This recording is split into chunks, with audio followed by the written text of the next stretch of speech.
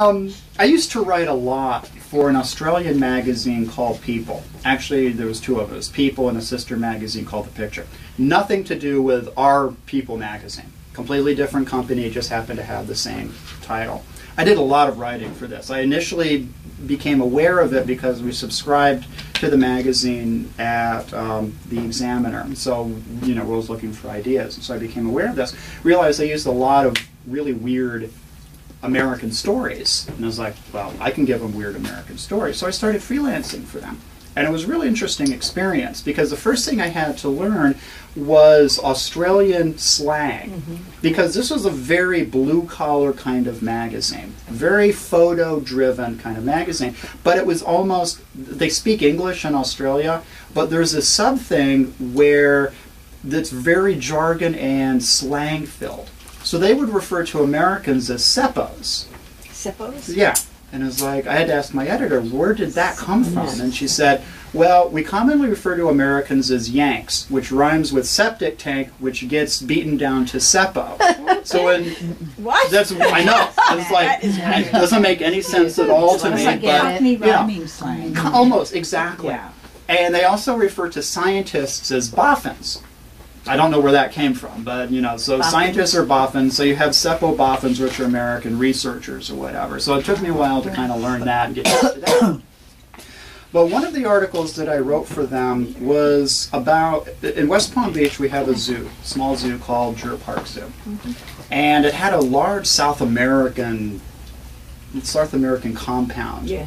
Full of capybaras and tapirs and all kinds of South American animals. And one day, one of the capybaras escaped, just took off into downtown West Palm Beach. And it was gone for months. It was living in the canal system around I-95 and around the zoo and everything. Miami is the best muse in the whole world. Oh, yeah. Yeah. It's great. And would you tell? I don't know what kind of animal that capybara is the world's largest rodent. You know what a guinea pig looks like? Yeah. Imagine a 3-foot guinea pig. Okay. That's a capybara. You spell that with a K or C? C. Yeah, and they're delightful animals. Cute as hell. They really are. I love capybaras. They're edible too. Yeah, you can eat them.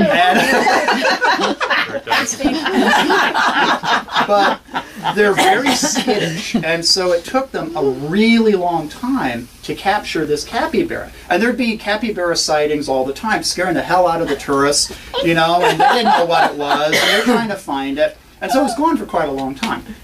And so I did this article for People magazine about this escaped capybara, which my editor turned into this thing where the capybara was a lesbian who escaped from the zoo because they were trying to mate her with something and she didn't want to do this. That wasn't my idea. That was their idea. But it was like, all right. And the thing about this magazine, though, is that if you can't provide photos to go with your article, they're not going to accept it. So everything that I pitched to them, I had to be able to get photos to go with it. So it's like, all right, no problem. I'll go to the zoo, and I'll take pictures of capybaras down there. And so the zoo's like, sure, fine, knock yourself out. So they let me down into the compound, my wife and I. And it's pretty big. It's large, maybe an acre. And so there's this tapir, which is, you know what a tapir is? It's like this large cow-sized thing, and it's got like a long, almost elephantine nose. And really gentle, and they're about as big as a cow, though.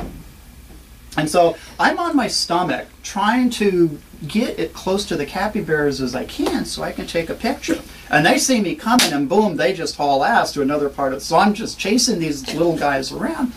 And this tapir won't leave me alone. Just following me and won't leave me alone. So Nan's job becomes distracting the tapir. So she's standing there, she's scratching the tapir on the head, the tapir's real happy, and I'm trying to sneak up on the capybaras, and I finally get the pictures I need.